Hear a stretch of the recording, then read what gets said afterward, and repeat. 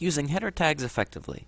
Essentially, when we start to create our pages, of course, I've already talked about the title tag, but once you start to write the content on each page, you're going to have an opportunity to single out a few phrases and say these are the most important things on this page, and this is known as using header tags.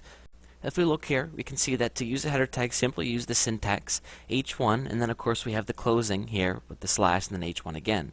You can use header tags h1, h2, h3, h4, and 5. Essentially, again, this is where we would just put this around text that we would feel is the most important text on the page. So essentially, you can, if I picture a website that's about dog training tips, up at the top you would have dog training tips as the header, and whenever you make something a header, typically it also takes that text and makes it bigger.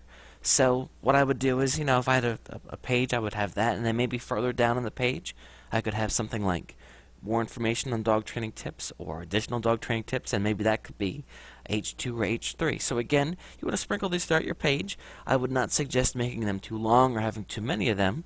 I think it makes sense to have, one header tag that's H1, but then maybe having, another one that's 2, or maybe 2 more that's H3, something like that. And you can kind of play around with it and see how it looks on your page as well. But again, this is another opportunity to tell the search engines, this is the most important part of the page.